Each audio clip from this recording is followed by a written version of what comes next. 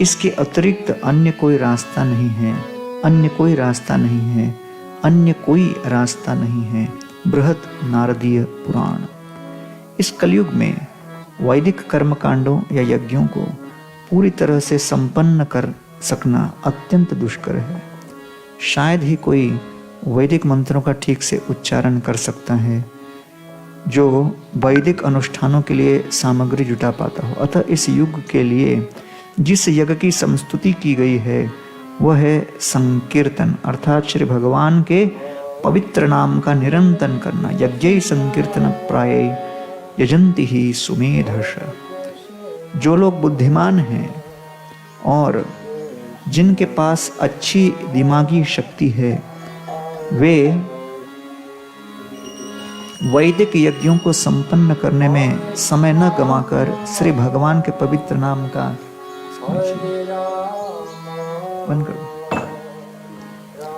कीर्तन करें और इस प्रकार से यज्ञ को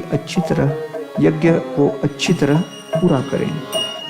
मैंने देखा है कि अनेक धार्मिक नेताओं को यज्ञ करने एवं अपूर्ण यज्ञ की संपन्नता में लाखों रुपए खर्च करने की लत है।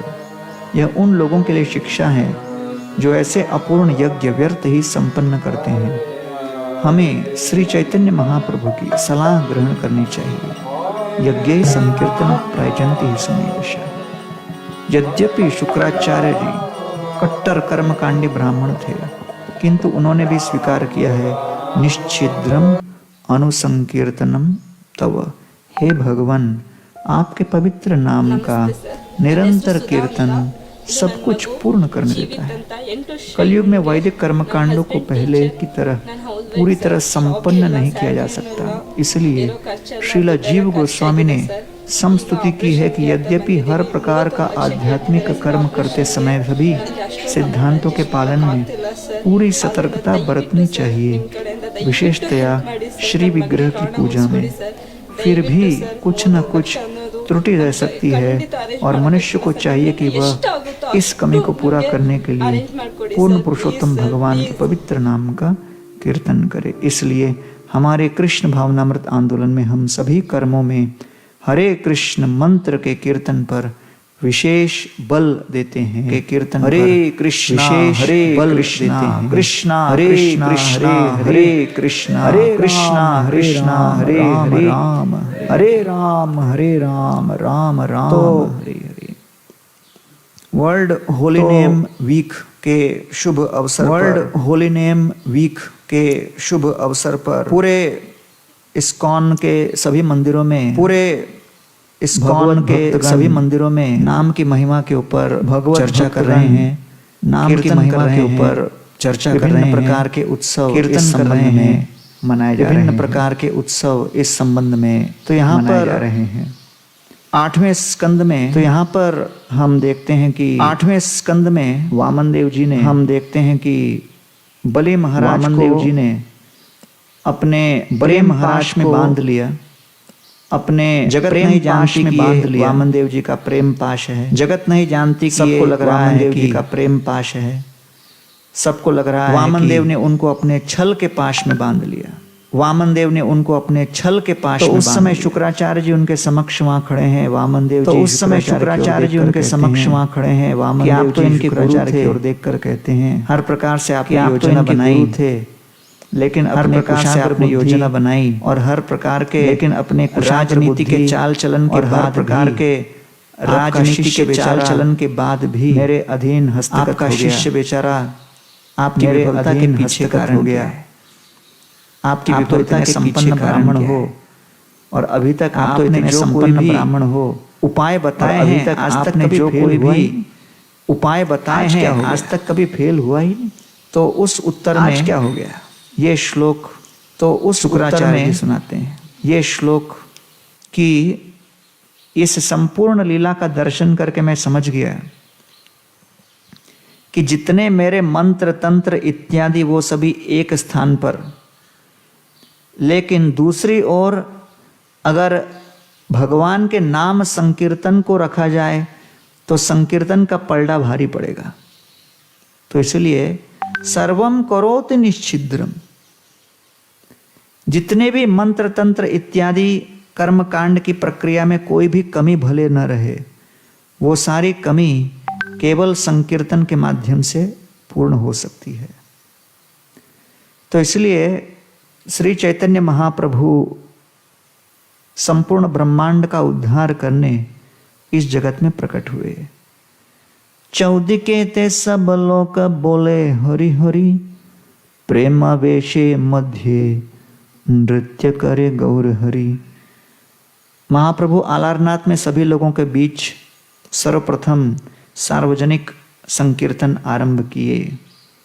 कंचन सदृश देह अरुण बसन, पुलक अश्रु कंप स्वेद ताहते भूषण। और इस संकीर्तन के माध्यम से महाप्रभु ने उस हरिनाम संकीर्तन की शक्ति का विज्ञापन किया कि इस 16 अक्षर के महामंत्र के नाम जप करने मात्र से हृदय के भीतर सुप्त कृष्ण भक्ति का विशाल सागर एक महा फव्वारे के रूप में प्रकट होती है और हमारे समस्त शरीर को, भावनाओं को पूरी तरह आंदोलित करके हमें कृष्ण भक्ति में पूर्णतः निमग्न कर देती है। तो इसलिए महाप्रभु हर प्रकार के अष्टविकार प्रदर्शित कर रहे थे। पुलक अश्रु कंप स्वेद ताहाते भूषण। हर व्यक्ति अपने प्रयास के माध्यम से अपने हृदय के आंतरिक अनुभव को चखने का प्रयत्न कर रहा है और इसलिए श्री चैतन्य महाप्रभु ने समस्त जगत के समक्ष 8 वर्ष या 6 वर्ष लगभग दक्षिण भारत की यात्रा किए और वो 6 वर्ष के पश्चात श्री चैतन्य महाप्रभु 18 वर्ष तक जगन्नाथपुरी में ही इस महामंत्र का आस्वादन कर रहे थे। महामंत्र का प्रचार वो 6 वर्ष किए और उसका आस्वादन अपने भक्त समुदाय के बीच जगन्नाथपुरी में लगभग 18 वर्ष तक किए। और इसलिए ये प्रसंग तब आता है जब दक्षिण भारत की यात्रा आरंभ करने से पूर्व महाप्रभु आलारनाथ में हैं। प्रभुर कृपाय होए महाभागवत, सही सब आचार्य होया तारिला जगत। और तत्पश्चात जब महाप्रभु दक्षिण भारत में जाते हैं तो महाप्रभु जिस व्यक्ति को रास्ते में, उनके गांव में या किसी भी स्थान में भेंट करने के पश्चात जब आलिंगन करते थे तो वो व्यक्ति तत्क्षण कृष्ण भक्ति के प्रचंड ज्वालामुखी को अपने हृदय के भीतर अनुभव करने लगता और ये महाप्रभु ने अपनी कृपा की शक्ति से परिणित किया। प्रभुर कृपाय होए महाभागवत, प्रभु की कृपा से वो सब महाभागवत बने और इसलिए सही सब आचार्य होइया तारिला जगत। और क्षण भर में वो सभी आचार्य बनकर अपने समस्त गांव का उद्धार कर दिए। तो इसी प्रसंग में वो वर्णन करते हैं, नवद्वीपे जय शक्ति न कोयला प्रकाशे, शेष शक्ति प्रकाशी निस्तारिला दक्षिण देशे। कि महाप्रभु ने ये हरिनाम की शक्ति का विज्ञापन नवद्वीप में नहीं किया लेकिन दक्षिण देश में किया। क्यों?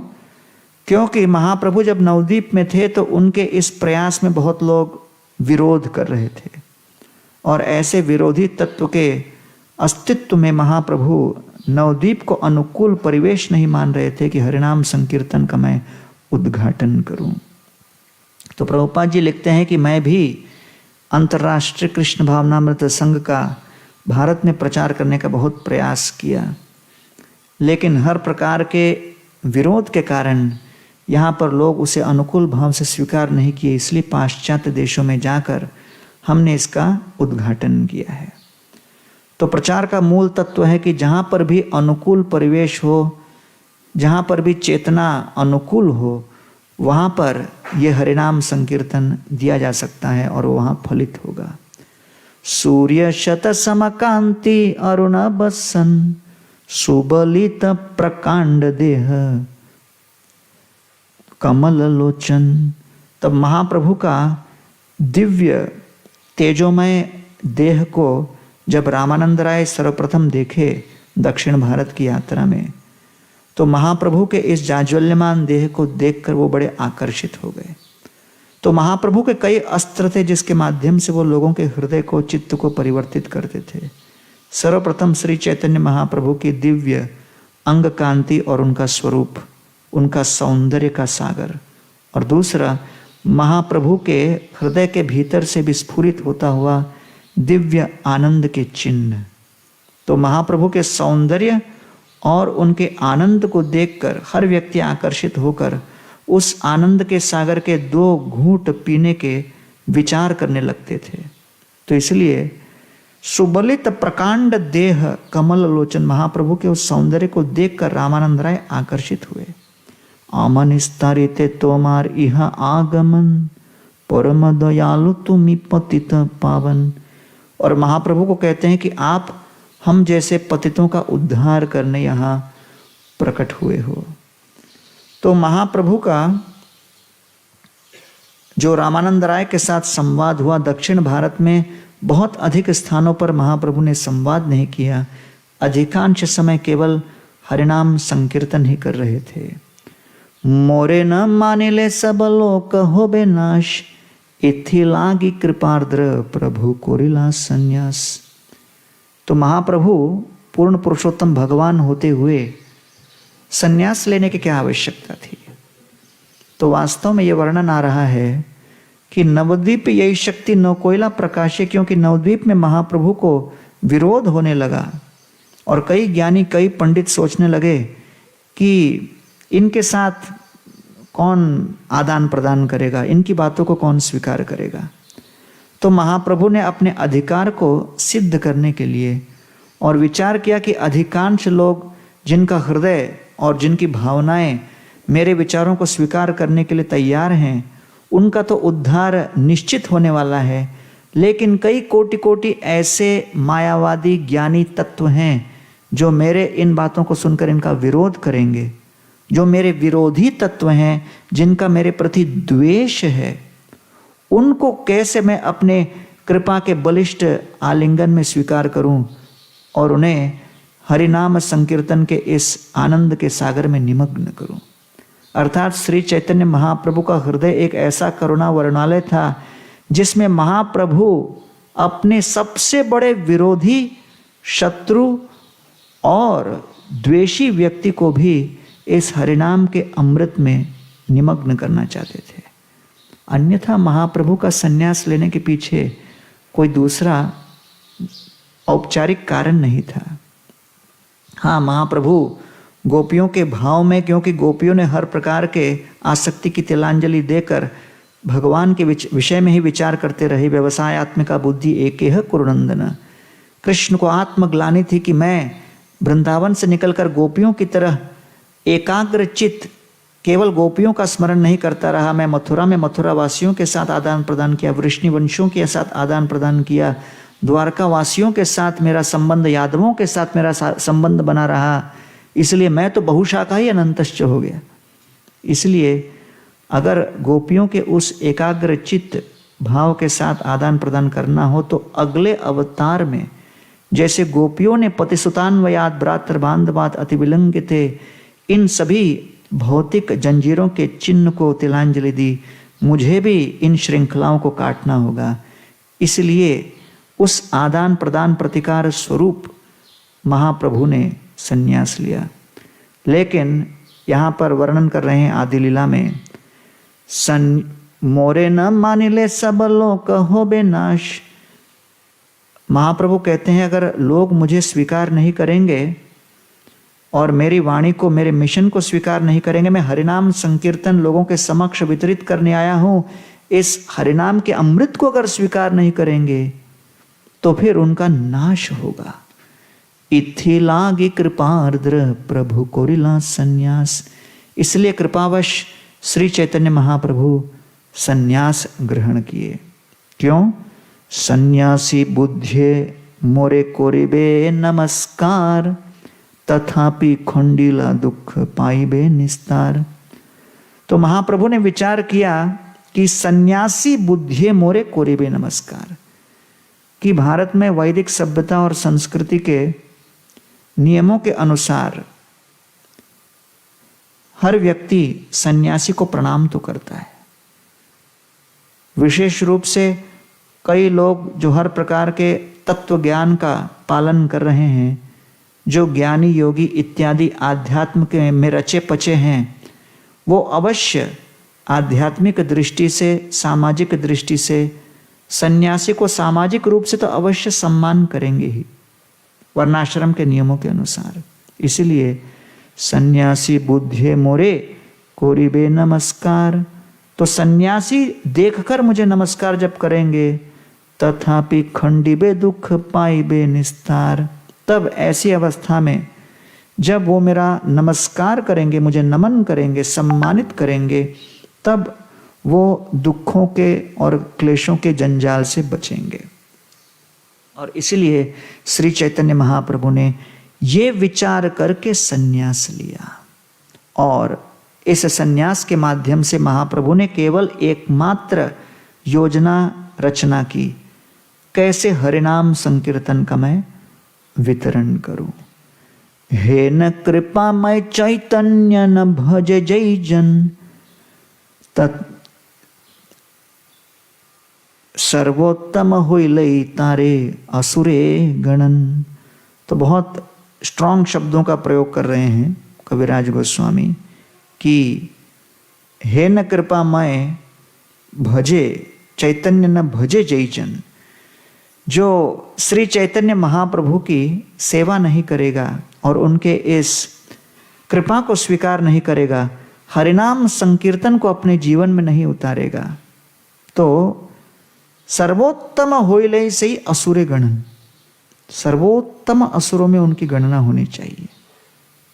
कविराज गोस्वामी बड़े प्रेम से थप्पड़ मार रहे हैं और फिर कहते हैं, अतएव पुनः कहो ऊर्ध्व बाहु होया चैतन्य नित्यानंद भज कुतर्क छाड़िया। तो हो सकता है कुछ लोग कहेंगे ये चैतन्य नित्यानंद वगैरह कहाँ से लेके आ गए, चैतन्य नित्यानंद वगैरह कहाँ से लेके आ गए, हम तो कभी सुने ही नहीं, ये तो इतने प्रसिद्ध नहीं, तो भारत में जन्मे, हम तो कभी सुने ही नहीं, ये कहाँ से आप भारत में लेके आए हैं, ये कहाँ से आप प्रकट करके ये कह रहे हैं, हे न कृपामय चैतन्य न भजे जय जन। तो अतएव पुनः करो, फिर से मैं आपसे निवेदन कर रहा हूं, ऊर्ध्व बाहु होइया, अपने दोनों भुजाओं को आसमान की तरफ प्रकाशित करते हुए मैं आपसे निवेदन कर रहा हूं, याचना के भाव में। क्या याचना मैं कर रहा हूं? चैतन्य नित्यानंद भज, महाप्रभु और नित्यानंद का भजन कीजिए, कुतर्क छाड़िया, हर प्रकार के कुतर्क को छोड़िए कि कहाँ कौन से शास्त्र में दिया है, हमने नहीं सुना है, हमारे घर पर कभी इसकी चर्चा नहीं हुई थी, हमारे समाज में इसके विषय में कभी चर्चा नहीं हुई थी। रामलीला तो हम मनाए हैं, कृष्ण जन्माष्टमी मनाए, ये चैतन्य नित्यानंद कहाँ से आ गए? वो तो केवल बहुत बड़े संत थे। तो ये कह रहे हैं चैतन्य नित्यानंद भजक कुतर्क छाड़िया, ज्यादा तर्क मत लगाओ, कुतर्क को छोड़ दो। तो फिर वो आगे कहते हैं, यदि वहाँ ये तर्क कहे तर्क से प्रमाण, तर्क शास्त्र कहे से ही बुद्धिमान। तो कहते हैं कि यदि वह तार्किक कहे, कोई कह सकता है कि नहीं, मैं तो जो तर्क के आधार पर सिद्ध किया जा सकता है उसी को मैं स्वीकार करता हूं। यदि वह तार्किक कहे तर्क से प्रमाण, मेरे लिए तो तर्क प्रमाण है, logic is ultimate for me. तो कहते हैं तर्क शास्त्र सिद्ध जय से सेव्यमान। तो कहते हैं जो तर्क शास्त्र में जो दिया गया है उसको हम स्वीकार करेंगे और कुछ नहीं। तो इसलिए वो कहते हैं कि अगर आपको ऐसे तर्क पर ही विश्वास करना है तो मेरी ओर से प्रस्ताव क्या है, तर्क का प्रयोग करो, तर्क का प्रयोग करने के बाद फिर स्वीकार करो, एग्री, कुछ प्रॉब्लम नहीं है। लेकिन अपने तर्क को किस ओर आप लगाओ उसका मैं संकेत करता हूं। क्या? श्री कृष्ण चैतन्य दया करह विचार, विचार कोरिते चित्ते पावे चमत्कार। तो श्री चैतन्य महाप्रभु के दया के विषय में आप विश्लेषण कीजिए और तर्क का प्रयोग उसमें कीजिए। श्री कृष्ण चैतन्य दया करह विचार, महाप्रभु के दया के विषय में विचार कीजिए। विचार कोरिते चित्ते पावे चमत्कार, और महाप्रभु के दया के विषय में आप विचार करोगे तो चित्त में चमत्कार का अनुभव करोगे। क्यों? क्योंकि कोई भी व्यक्ति इस जगत में दया करता है तो वो शारीरिक स्तर पर कर पाता है, और वो दया चाहे किसी भी रूप में क्यों न प्रकट हो, शरीर के अंत के पश्चात उस व्यक्ति के कोई काम नहीं आ सकती। लेकिन महाप्रभु जो हरिनाम संकीर्तन के माध्यम से लोगों के ऊपर दया कर रहे हैं, बिना उनकी योग्यता कुयोग्यता का वर्णन विचार किए, वो उस व्यक्ति के आत्मा को स्पर्शीभूत करके सहेन प्रेम श्री चैतन्य दिला जता तथा जगई मधाई पर्यंत अन्यर का कथा। अगर आपके तर्क में अभी भी कुछ कमी रह गई है और अभी तक मेरी बातों में विश्वास नहीं, तो एक केस स्टडी आपको हम देते हैं। जगाई मधाई, जगाई मधाई पर्यंत महाप्रभु कुयोग्यता के कोई सीमा नहीं रखते। चाहे कोई व्यक्ति जगाए और मधाई के स्तर पर भी क्यों न हो, हे न प्रेम श्री चैतन्य दिला जता तथा, श्री चैतन्य महाप्रभु बड़े प्रेम से और बिना किसी रोक टोक के हर जीव में इस हरिनाम संकीर्तन को वितरित करते हैं। स्वतंत्र ईश्वर प्रेम निगूढ़ भंडार, बिलाइला जारे तारे न कोयला विचार। और श्री चैतन्य महाप्रभु ऐसे हरिनाम के और कृष्ण प्रेम के बड़े ही बहुमूल्य भंडार को यूं खोलकर इस राजकोष के अंदर छिपा हुआ हर प्रकार के रत्न को लोगों में अयाचित बिना किसी मूल्य के वितरित कर देते हैं। तो इसलिए स्वतंत्र ईश्वर, अरे कैसे कर सकते हैं? अरे लक्ष्मीपति है, लक्ष्मी ने जो खजाना रखा है, तिजोरी की चाबी तो इनके पास रहती है। स्वतंत्र ईश्वर प्रेम निगूढ़ भंडार, तो उनके तिजोरी में सबसे बहुमूल्य जो रत्न है वो स्वयं के प्रति प्रेम। निगूढ़ भंडार, ये बड़ा निगूढ़ है। येषाम तो अंतगतम पापम जनानाम पुण्य कर्मणा ते द्वंद्व मोह निर्मुक्ता भजन्ते। अर्थात उस तिजोरी तक पहुंचने के लिए जो लंबा मार्ग है, उस मार्ग के अंदर प्रवेश पापों से मुक्त होने के बाद जो कृष्ण देते हैं भगवत गीता में, महाप्रभु उसी व्यक्ति को सीधा तिजोरी के सामने उठाकर खड़ा कर देते हैं और तिजोरी खोलकर उसके पास सारा भंडार खोल कर दे देते हैं।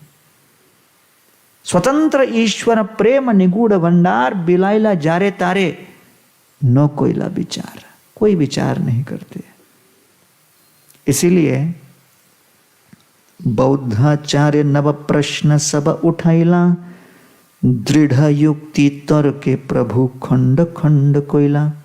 तो इसलिए दक्षिण भारत में श्री चैतन्य महाप्रभु इस प्रकार ये महामंत्र का वितरण कर रहे थे, और बीच में कभी कोई अन्य किसी पंथ के या कोई तार्किक इत्यादि आ जाते तो ऐसा नहीं कि महाप्रभु भयभीत होकर हटते थे। दृढ़ युक्ति तर्के प्रभु खंड खंड कोयला। महाप्रभु के पास न केवल हरिनाम का अस्त्र है, लेकिन साथ साथ संपूर्ण वैष्णव सिद्धांत के हर प्रकार के औजार और अस्त्र सुनियोजित ढंग से वो प्रयोग करने के लिए तैयार रहते हैं। तो बौद्धाचार्य नव प्रश्न सब उठाइला, 9 प्रकार के तर्क उनके समक्ष जब दक्षिण भारत में रखे गए, दृढ़ युक्ति तर्के प्रभु खंड खंड कोयला। महाप्रभु ने उन तत्वों को एक एक करके समाप्त किया, नष्ट किया, सिद्धांत का प्रयोग करके। और श्री चैतन्य महाप्रभु उसी प्रकार जब जगन्नाथपुरी में सार्वभौम भट्टाचार्य को मिले तो भी श्री चैतन्य महाप्रभु ने उनके तथाकथित तर्कों को, उनके अपसिद्धांतों को, उनकी धारणाओं को परिवर्तित किया। जीबेर निस्तार लागे सूत्र कोइलाभ्यास, मायावादी भाष्य सुने होइल सर्वनाश। तो श्री चैतन्य महाप्रभु ने यह कह दिया कि मायावाद भाष्य जो सुनेगा उसका क्या होगा? सर्वनाश। जीवेर निस्तार लागी सूत्र कोइला व्यास। इसलिए जीवों के उद्धार के लिए श्रीला व्यासदेव जी ने वेदों की रचना की और वेदांत सूत्र लिख दिया। और तब यहां कहते हैं व्यास सूत्रेर अर्च जैच्छे सूर्येर किरण, स्वकल्पित भाष्य में घे कोर्याच्छादन। महाप्रभु सार्वभौम भट्टाचार्य को कहते हैं 1 सप्ताह के उनके निरंतर शारीरिक भाष्य के ऊपर चर्चा करने के पश्चात महाप्रभु केवल शांत भाव से श्रवण किए जा रहे हैं। और फिर सार्वभौम भट्टाचार्य के मन में शंका हुई, अरे आप सुन रहे हो कि क्या? कोई भी बुद्धिमान व्यक्ति, कोई भी बुद्धिजीवी कोई तो प्रतिक्रिया व्यक्त करेगा, आप चुपचाप सुनते चले जा रहे हो। तब श्री चैतन्य महाप्रभु उनको कहते हैं व्यास सूत्रेर अर्थ जैच्छे सूर्यर किरण। व्यासदेव जी का अर्थ जो था, जो वेदांत सूत्र के रूप में है, व्यास सूत्र अर्थ जैच्छे सूर्य, वो तो सूर्य के किरणों की भांति प्रकाशमान है, स्पष्ट है, निर्मल है और निष्कलंक है। लेकिन स्वकल्पित भाष्य मेघे कोर्याच्छादन, आपने अपने कपोल कल्पित धारणाओं से जो प्रस्तुतिकरण किया है वो तो ऐसा प्रतीत हो रहा है मानो सूर्य की किरणों को पूर्णतः आच्छादित कर दिया। तो इसलिए जब तक ऐसे माया जवनिका भगवान के और भगवान के अर्थ को पूरी तरह आच्छादित करेगी, तब तक हम वास्तविक स्पष्ट कृष्ण भक्ति के विषय में जानकारी नहीं प्राप्त कर पाएंगे। और तब श्री चैतन्य महाप्रभु ने सार्वभौम भट्टाचार्य का उद्धार किया और कृष्ण भक्ति के महा तेजस्वी भवन में उनको प्रवेश किया। और ऐसा प्रवेश प्राप्त करने के पश्चात सार्वभौम भट्टाचार्य के हृदय में जब महान परिवर्तन अनुभव किया, तब वो कहते हैं जगत निस्तारिले तुमी सेह अल्प कार्य, आमा उद्धारिले तुमी से शक्ति आश्चर्य। प्रभु, जगत का तो आपने उद्धार किया, ये छोटा काम था। जगत उद्धारिले तुम्ही सेह अल्प कार्य, ये बहुत ही तुच्छ कार्य था, इसमें कोई बहुत बड़ा परिश्रम नहीं था। लेकिन आमा उद्धारिले तुम्ही, आपने मुझ जैसे तार्किक को, जो पूरी तरह मायावाद के इस विश्लेषण में रचा पचा था, पूरी तरह निमग्न था, आमा उद्धारिले तुम्ही ए शक्ति आश्चर्य, ये आपके शक्तिशाली जो भाव का एक परिचय है। तर्क शास्त्रे जड़ अमी जैच्छे लौह पिंड, आमा द्रवाइले तुम्ही प्रताप प्रचंड। अरे मैं तो हर प्रकार के तर्क के शास्त्र में पूरी तरह लगा हुआ था, इस जंजाल में फंसा हुआ था, मेरी बुद्धि पूरी जड़ हो गई थी। तर्क शास्त्रे जड़ अमी, कैसे? जैच्छे लौह पिंड, ये तो लोहे की तरह कठोर और ठंडा, वैसी मेरी अवस्था थी। चाहे कितना कुछ भी आप बोलो, कुछ अंदर घुसता ही नहीं था। तर्क शास्त्र जड़ अमी जैच्छे लौह पिंड, लोहे के पिंड की भांति हो गया था। लेकिन आमा द्रवाइले तुम्ही, लेकिन आपने हमारे हृदय को पिघाल दिया। आमा द्रवाइले तुम्ही, उसे द्रवित कर दिया, कृष्ण भक्ति का भाव जागृत कर दिया। प्रताप प्रचंड, ये आपके प्रताप की क्या महिमा है, कितना प्रचंड है आपकी कृपा। प्रकाशानंद कहे तुम्ही साक्षात भगवान, तबु जदि करतार दास अभिमान, वैसे ही वाराणसी में प्रकाशानंद सरस्वती का उद्धार जब किया, तब प्रकाशानंद सरस्वती ने भी महाप्रभु की स्तुति करते हुए कहा कि आप साक्षात भगवान हो, अन्यथा इस प्रकार की क्रांति वाराणसी में इन सभी मायावादियों के बीच कोई सामान्य व्यक्ति नहीं कर सकता था। लेकिन मेरे लिए सबसे बड़े आश्चर्य की बात है कि हम लोग तो एक दूसरे को नमो नारायण बोलते रहते हैं, लेकिन तुम ही साक्षात भगवान, आप साक्षात भगवान होते हुए भी तबु यदि कर तुम्ही दास अभिमान, फिर भी आप अपने आप को दास के रूप में प्रकट कर रहे हो, प्रकाशित कर रहे हो। और ये है हरे कृष्ण महामंत्र का मूल भाव। हरे कृष्णा कृष्णा कृष्णा हरे हरे, हरे राम राम राम हरे। ये है भगवान श्री कृष्ण के चरणों में दासत्व की पुकार कि हम आपके दास बने, अपनी सेवा में हमें नियोजित कीजिए। तो इसलिए वाराणसी में बहुत सारे सन्यासी, बहुत सारे पंडित हर प्रकार की विचारधारा में रचे पचे थे, लेकिन सन्यासी पंडित कोरे भागवत विचार, वाराणसीपुर प्रभु कोरिला निस्तार। ऐसे वाराणसीपुर को महाप्रभु ने निस्तार किया। कैसे? सन्यासी पंडित कोरे भागवत विचार। सारे सन्यासी पंडित बैठकर भागवत विचार करने लगे। जो पहले अहम ब्रह्मास्मि बोलते थे, सभी वाराणसी के कोने कोने में लोग बैठकर भागवत विचार करने लगे। और तब निज लोक लैया प्रभु आइला बास घर, वाराणसी होइला द्वितीय नादिया नगर। और ऐसा प्रतीत हो रहा था कि महाप्रभु ने वाराणसी को दूसरा नदिया बना दिया।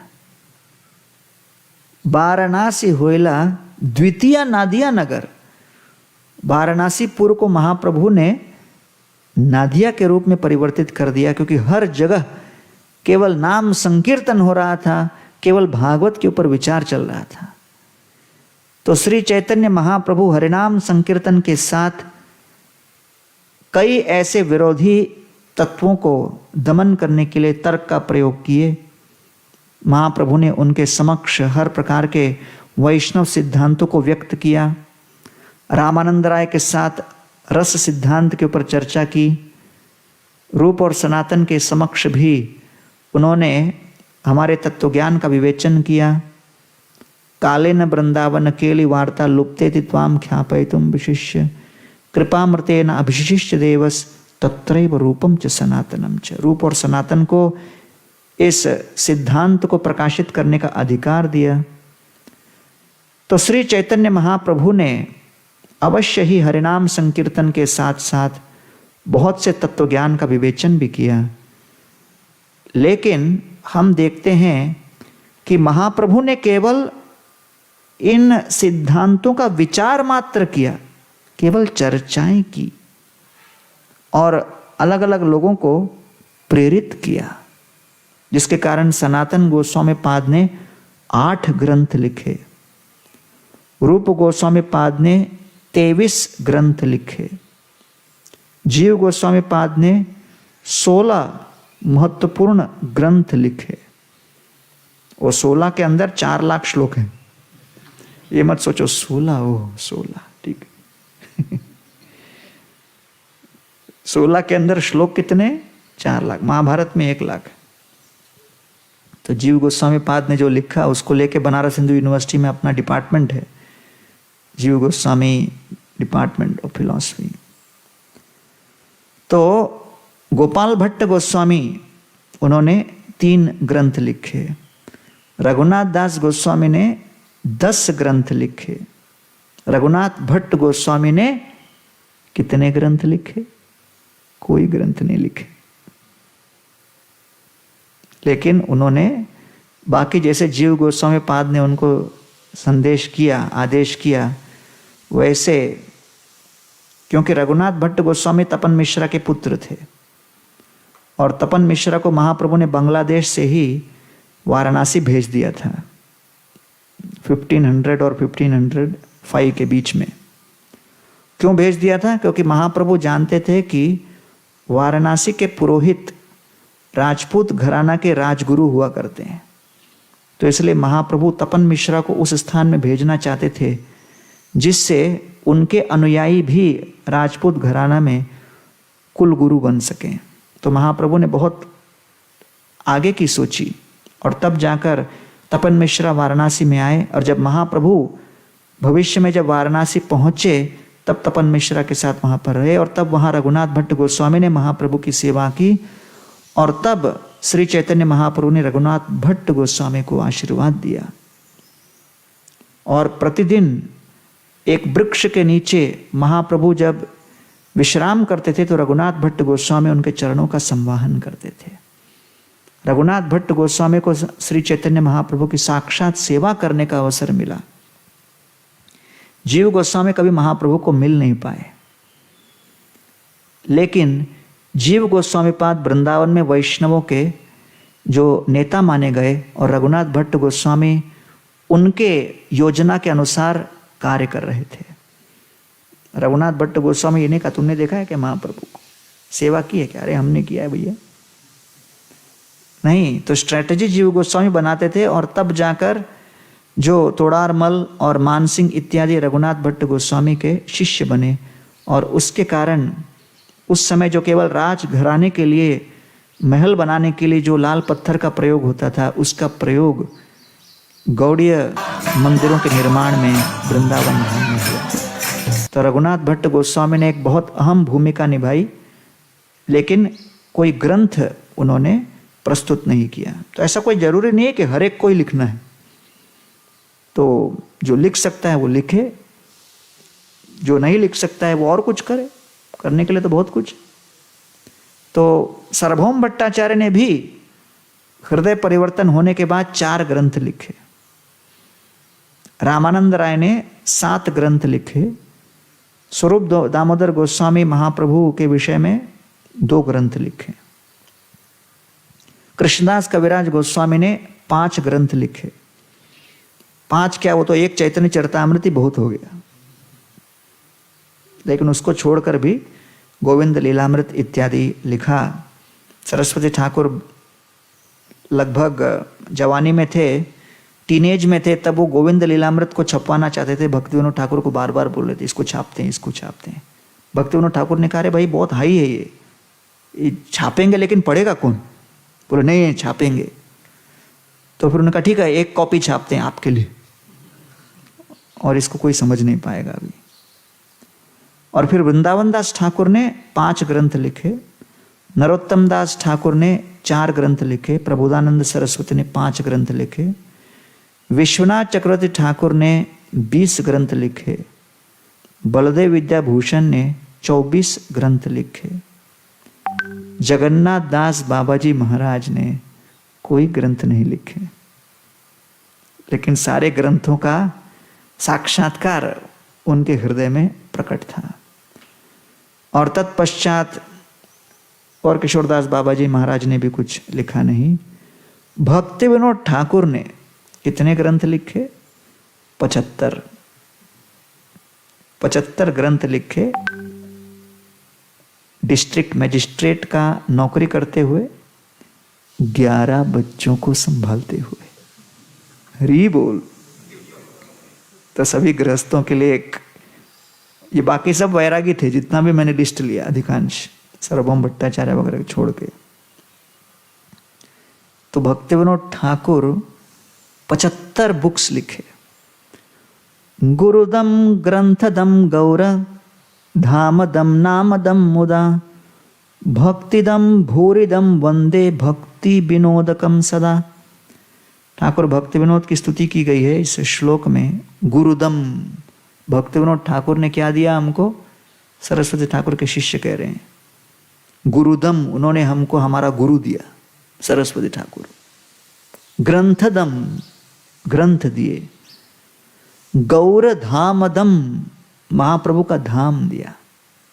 नामदम, नाम की महिमा क्या है इसके ऊपर हरिनाम चिंतामणि इत्यादि कई ग्रंथ दिए। और अपने अंतिम 4-5 वर्षों में वो अपने जगन्नाथपुरी के भजन कुटीर में पूरी तरह वहीं पर बैठकर भजन में आविष्ट हो गए, फिर कुछ नहीं किया उन्होंने। तो नाम भजन की महिमा क्या है उसका उन्होंने प्रकाशन किया। नामदम, हाँ, तो इसलिए नामदम मुदा गौरधामदम नामदम मुदा भक्तिदम भूरिदम वंदे भक्ति विनोदकम सदा। भक्ति में किस प्रकार से आनंद लेना है इसका उन्होंने पूर्णतः विज्ञापन किया।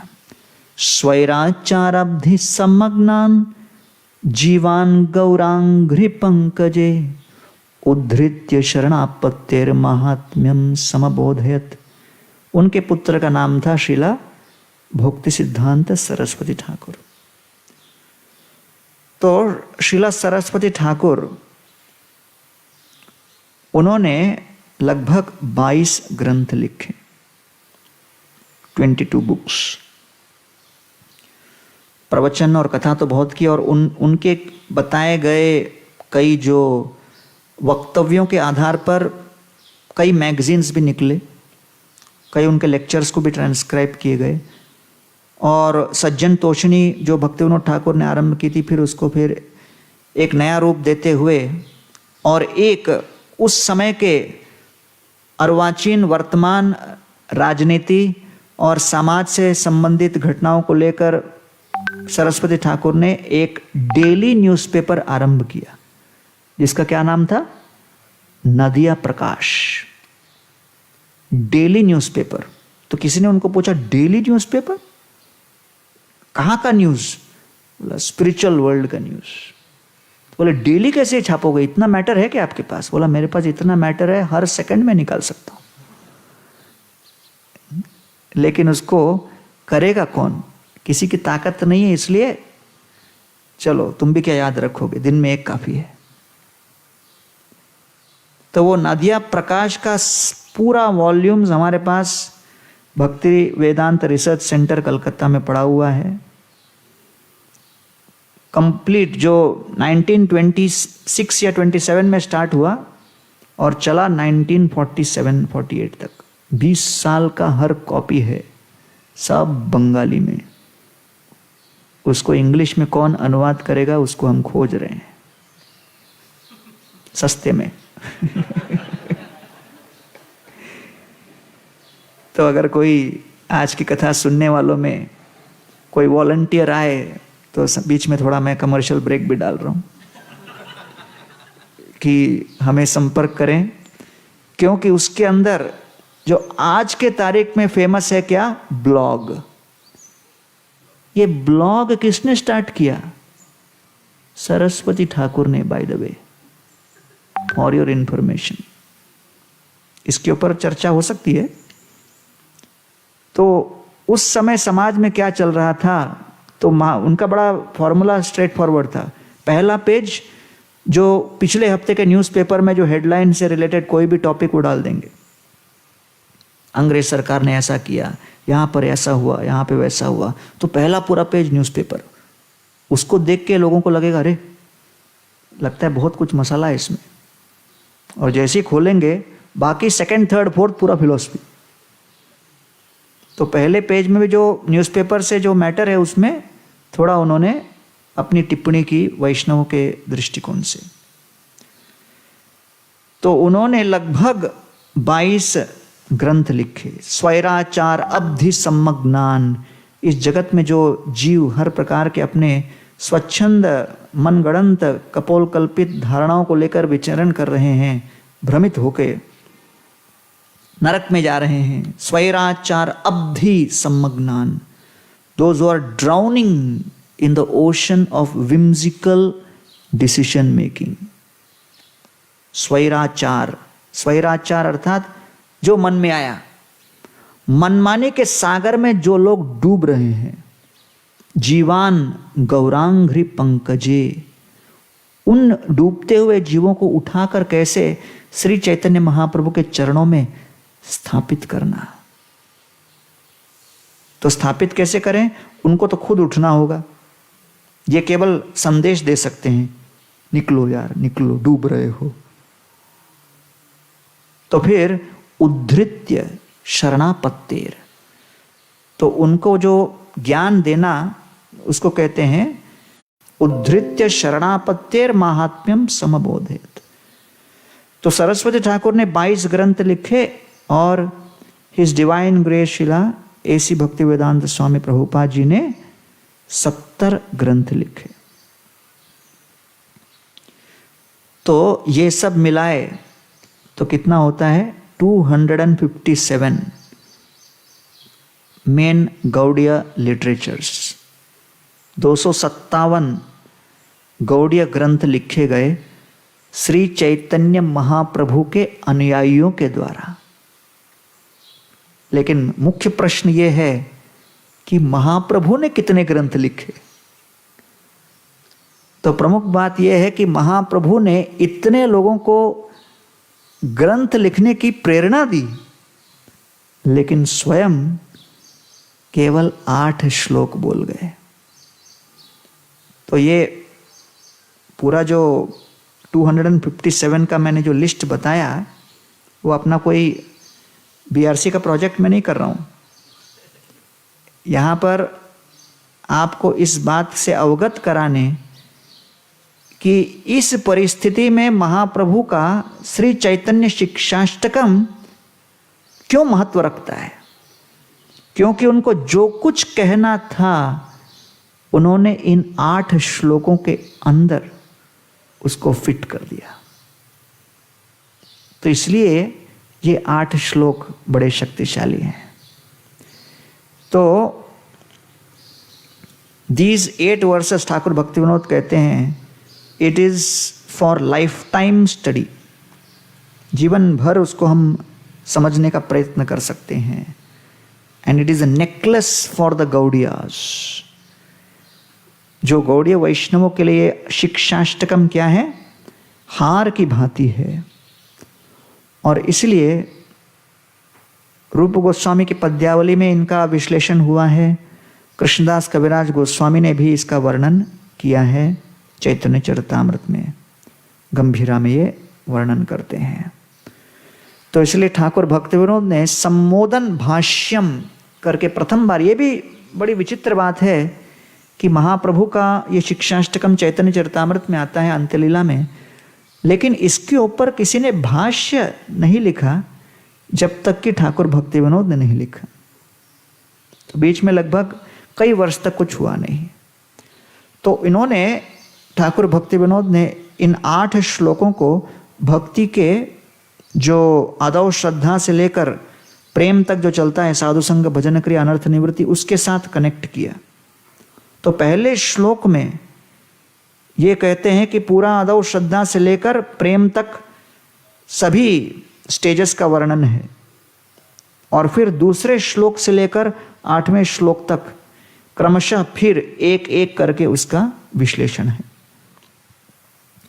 तो इस प्रकार ठाकुर भक्ति विनोद शिक्षाष्टकम और भक्ति के स्तरों के बीच में उन्होंने इसका वर्णन किया और भजन रहस्य में और डिटेल में इसका वर्णन किया है। तो ठाकुर भक्ति विनोद जी का जो कमेंट्री है इसमें कि ये वास्तव में एक दिशा देती है हमें इस शिक्षाष्टकम को समझने के लिए।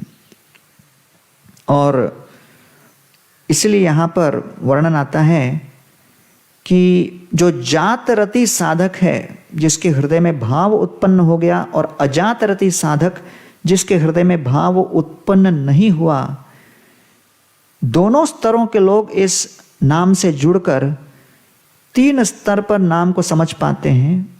Knowledge, name and knowledge, name knowledge and affection. अर्थात जो अजात हैं उनको केवल नाम का ज्ञान होता है और उसका वो साधना आरंभ नहीं कर पाते। फिर जो साधना आरंभ करता है तो उसको नाम और ज्ञान दोनों के विषय में जानकारी होती है, लेकिन जो वास्तव में इस नाम के भीतर प्रविष्ट करता है, निरपराध जप करने लगता है, तब फिर नाम के प्रति प्रीति जागृत होने लगती है। अहंकृतिमकार स्यात् न कारंतन विशेषक तस्मात् तो नमसा क्षेत्री स्वातंत्र्यम परिप्रतिषिध्यते। तो वर्णन आया है जब हम नमः शब्द का प्रयोग करते हैं, नमः शब्द का अर्थ क्या है? हम अहंकार का दमन कर रहे हैं। अहंकृति म कारस्यात्, म शब्द जो है अहंकार का प्रतीक है, न अर्थात उसका निषेध। तस्मात् तो नमसा क्षेत्री स्वातंत्र्यम प्रतिषिध्यते, हम अपनी स्वतंत्रता की इस लकीर को नष्ट करने का प्रयास कर रहे हैं और उसे लुप्त करने का प्रयत्न कर रहे हैं कि स्वतंत्रता के इस जीवन से हम परेशान हो चुके हैं। स्वातंत्र्यम प्रतिषिध्यते नमः, अर्थात हम आपके सेवा में रत रहना चाहते हैं। भगवत परतंत्र्यस्य तदा यतात्म जीवन तस्मात् स्वसामर्थ्य विधिम त्यजेत सर्वम अशेषतः। और दूसरा, हम भगवान के ऊपर परतंत्रता को स्वीकार करते हैं because that is a natural condition of the soul. तो ये स्वतंत्रता क्या है? अननेचुरल है, कृत्रिम है, और परतंत्रता स्वाभाविक है। भगवत परतंत्र सौ तदायतात्म जीवन, ये आत्मा का जीवन है परतंत्र होना। भगवान के हाथ की उंगली को पकड़ के चलना, ये आत्मा का स्वाभाविक लक्षण है। भगवत परतंत्रो सौ तदायतात्म जीवन। इसलिए जीव को प्रसन्न होना हो तो उसे क्या करना है? तस्मात् स्वसामर्थ्य विधिम, स्वसामर्थ्य अर्थात मैंने ये कार्य सिद्ध किया है, मेरी ये कलाएं हैं, मेरी ये क्षमताएं हैं, मेरी ये सिद्धियां हैं, मेरी ये शक्ति है। स्वसामर्थ्य अर्थात अपने सामर्थ्य के ऊपर अभिमान त्यजेत, उसे त्यागना है। कैसे? सर्वम, हर प्रकार के इस भाव को त्यागना है। अशेषतः, अंतिम बिंदु तक उसे त्यागना है। तो सर्वम अशेषतः सुपरलेटिव इफेक्ट के लिए, सर्वम अशेषतः। तस्मात् स्वसामर्थ्य विधिम त्यजेत सर्वम अशेषतः। तो पद्म पुराण में इस श्लोक का वर्णन आया है कि जब कोई हम मंत्र का उच्चारण करते हैं, जैसे आज के श्लोक में मंत्रतस् तंत्रतस् छिद्रम देश कालाहार वस्तुतः, इन मंत्रों के माध्यम से हम अपने आप को आत्मसमर्पण करने का उल्लेख कर रहे हैं, घोषणा कर रहे हैं। लेकिन जब हम महामंत्र का उच्चारण करते हैं, हम अपने आप को भगवान के चरणों में सर्वस्व समर्पित करके कहते हैं, हमें सेवा में नियोजित कीजिए। तो इसलिए इस पार्श्वभूमि के साथ हम देखते हैं कि श्री चैतन्य महाप्रभु के विषय में सार्वभौम भट्टाचार्य कहते हैं, कालान्नष्टान् भक्ति योगम निजम यः प्रादुष्कर्तुम कृष्ण चैतन्य नामा आविर्भूतस्तस्य पादारविंदे गाढ़म गाढ़म लीयताम चित्तभृंग।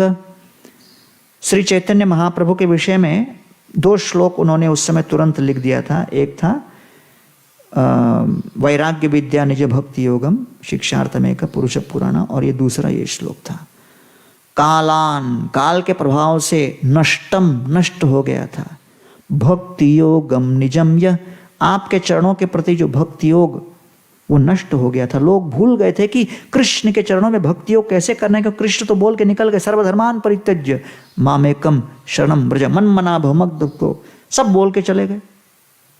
कृष्ण बोल के निकल गए, कलयुग आरंभ हो गया। कलयुग में तो लोगों की स्मरण शक्ति वैसे भी कम है, मंद भाग्य सुमग।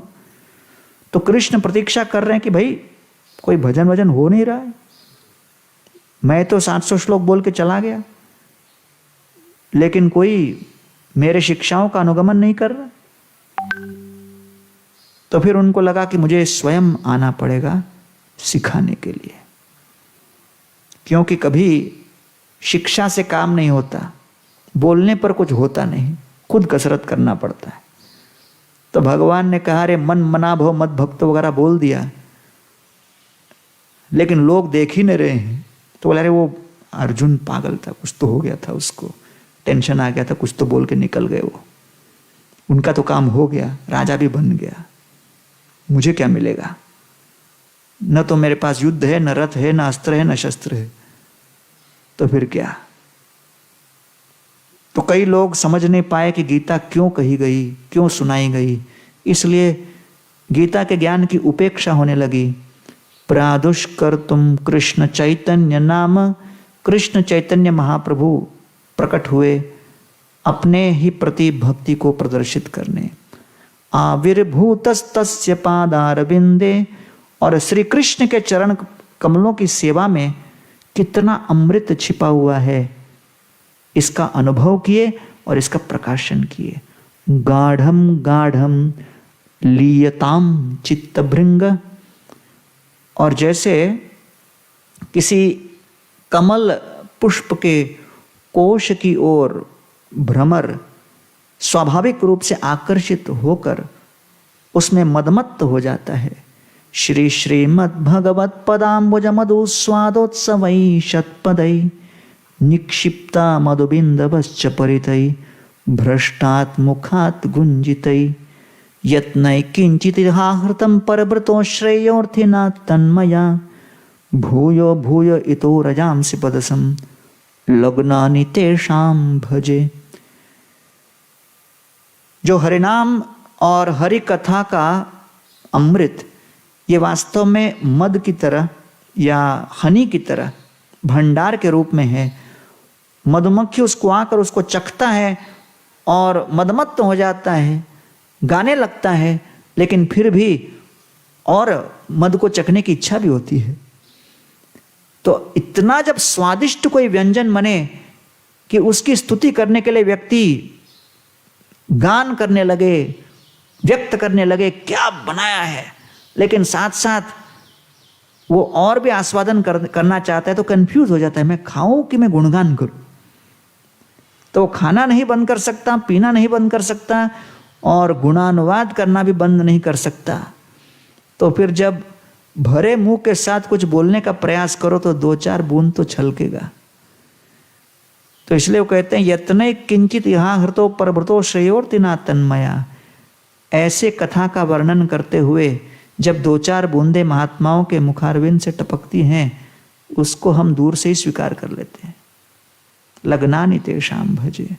इसलिए गाढ़म गाढ़म लियताम चित्त भृंग। तो श्री चैतन्य महाप्रभु इसलिए प्रकट हुए। तो मध्य लीला में चैतन्य भागवत में वर्णन आया कि महाप्रभु का संन्यास नाम श्री कृष्ण चैतन्य क्यों पड़ा। महाप्रभु का नाम क्या है? श्री कृष्ण चैतन्य। ये नाम क्यों दिया गया? जत जग तेरे तुम्ही कृष्ण बोलाइला, कोराइला चैतन्य कीर्तन प्रकाशिला। तो केशव भारती जी काटवा में संन्यास देने से पूर्व और नाम देने से पूर्व उनको बताते हैं, मैं आपको ये नाम क्यों दे रहा हूं। जत जग तेरे तुम्ही कृष्ण बोलाइला। आप संपूर्ण जगत को के मुख से कृष्ण का नाम बुलवाओगे। जत जग तेरे तुम्ही कृष्ण बोलाइला, दूसरों से नाम संकीर्तन करवाओगे। इसलिए जब लोग नाम लेंगे कृष्ण का, कराइला चैतन्य, तब उनकी चेतना सुप्तावस्था से पुनः जागृत होगी। You will make them conscious. कराइला चैतन्य कीर्तन प्रकाशिला। कैसे? कीर्तन को प्रकाशित करके। तो इसलिए क्योंकि आप कृष्ण का नाम प्रकाशन करके इस इन बद्ध जीवों की चेतना को फिर पुनर्जागृत करोगे, इसलिए ऐते का तुम्हारा नाम श्री कृष्ण चैतन्य, सर्वलोक तोमा होते जाते होइला धन्य। तो इसलिए आपका नाम होगा श्री कृष्ण चैतन्य। सर्वलोक, जितने भी लोग इस जगत में हैं, सर्वलोक तोमा होते, जाते हुए ला धन्य। आपके कारण जगत का हर जीव धन्य हो जाएगा, क्योंकि आप ये हरिनाम संकीर्तन सभी दिशाओं में प्रकाशित करोगे। हे नमते संन्यास कोरिया प्रभु धन्य, प्रकाशिला आत्म नाम श्री कृष्ण चैतन्य। इसलिए श्री चैतन्य महाप्रभु ने संन्यास लिया। हे नमत संन्यास करिया प्रभु धन्य, इसलिए महाप्रभु संन्यास धारण किए, जिसके माध्यम से प्रकाशिला आत्म नाम, अपने ही नाम का प्रकाशन कर सके। और श्री कृष्ण चैतन्य, इसलिए श्री चैतन्य महाप्रभु का ये कृष्ण चैतन्य नाम हुआ। तो हम देखते हैं जब महाप्रभु गंभीरा में थे, जैसे मैंने पहले ही बताया कि 18 वर्ष तक महाप्रभु जगन्नाथपुरी में रहे और अंत्य लीला के लगभग 12वें 13वें अध्याय से लेकर 20वें अध्याय तक इसका विस्तृत वर्णन आता है। और महाप्रभु ने ऐसे ऐसे दिव्य जो भाव प्रकाशित किए, जिसका वर्णन और जिसको समझना बड़ा ही कठिन है। प्रेमोद्भावित हर्ष ईर्ष्या उद्वेग दैन्यार्ति मिश्रितम लपितम गौरचंद्रस्य भाग्यवद्भिर्निषेव्यते।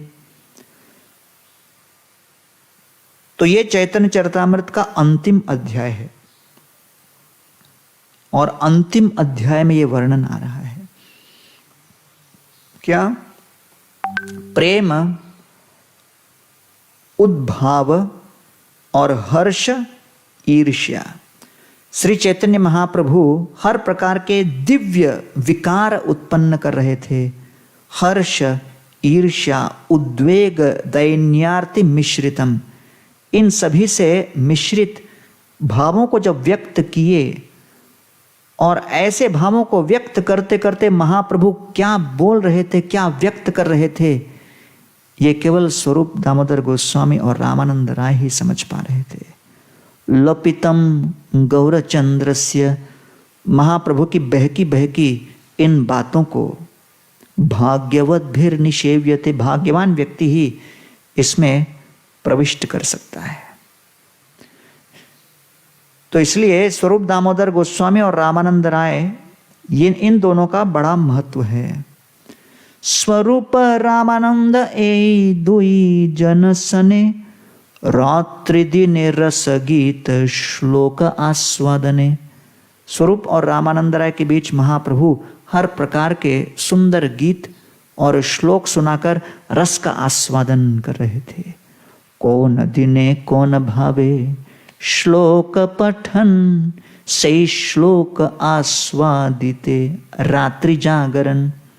और महाप्रभु कौन से भाव में, कौन से दिन, कौन सा श्लोक उनके मन में प्रविष्ट हो जाता, और से श्लोक आस्वादिते रात्रि जागरण, पूरी रात भर महाप्रभु उस श्लोक के उस रस में, उस भाव में प्रविष्ट होकर रात्रि की निद्रा भंग कर देते। सोचो, हम लोग श्लोक सुनकर निद्रा आ जाती है, और महाप्रभु वो श्लोक के ऊपर मनन करके रात भर विचार कर रहे थे। सही श्लोक आस्वादित, आस्वादन कर रहे थे। रात्रि जागरण, इतना अधिक जब कभी दर्द होता है, कभी पेट दर्द या पीठ दर्द या सर दर्द, तो रात की निद्रा भंग हो जाती है। तो दर्द के कारण, बड़ी भयानक विषम पीड़ा के कारण रात्रि की निद्रा के भंग का अनुभव हमको है।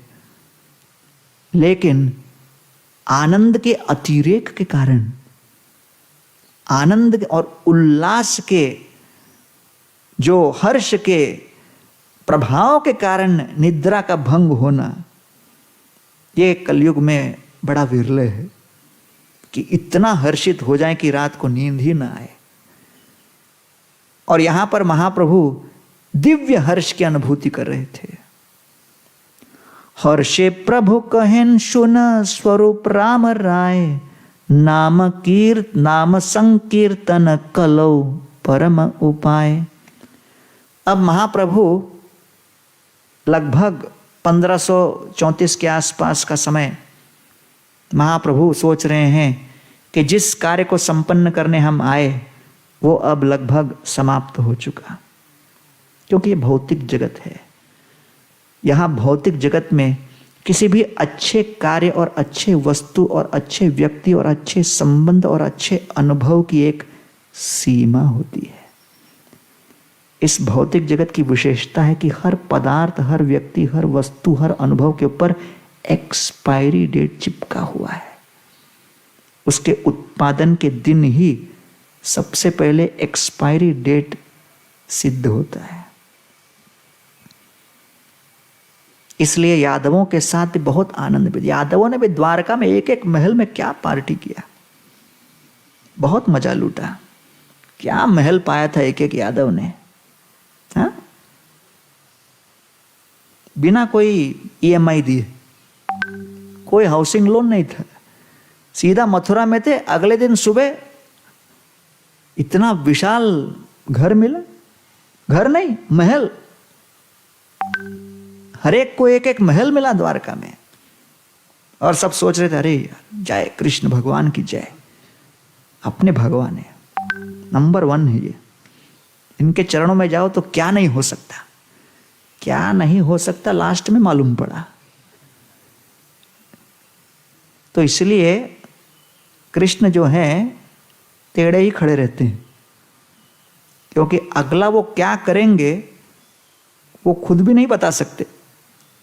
तो इसलिए पहले ही चेतावनी देते थे, सोच लो भैया अपने पास आना है कि नहीं।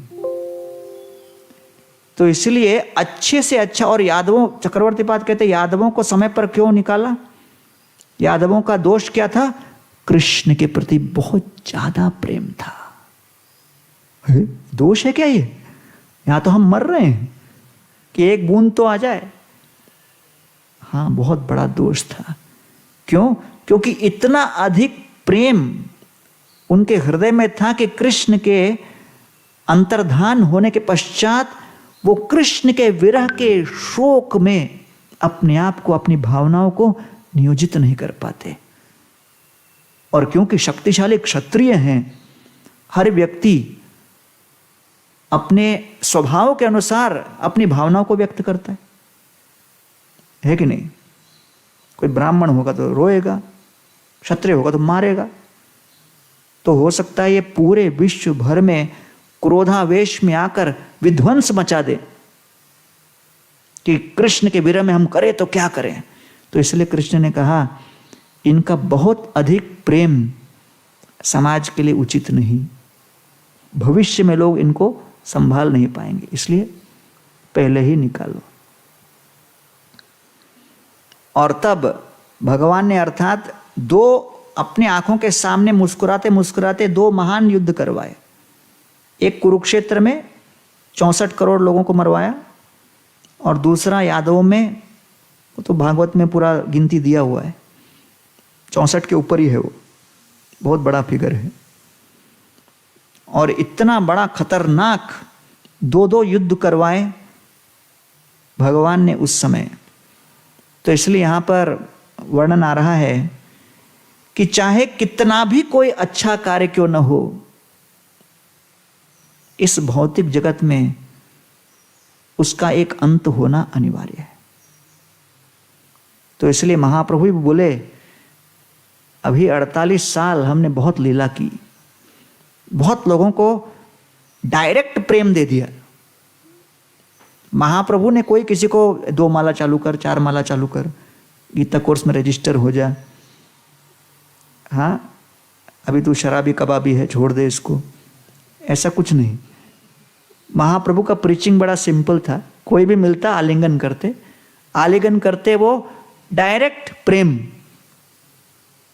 श्रद्धा, साधु संग, भजन क्रिया, अनर्थ निवृत्ति, ये सब तो बाद के लोगों के लिए, अपने लिए दे दिया। लेकिन ऑन द स्पॉट जो मेन था उन सबको दे दिया। तो महाप्रभु जब थे सीधा वो प्रेम देकर निकल गए। अब महाप्रभु बोले अब ऐसे वितरित करते रहेंगे तो ये आध्यात्मिक जगत बन जाएगा, इसलिए अपने को भी थोड़ा फुल स्टॉप मारना पड़ेगा, तब जाकर तो आगे लोग फिर जो है मर मर के करेंगे साधना भक्ति और प्रयत्न करेंगे।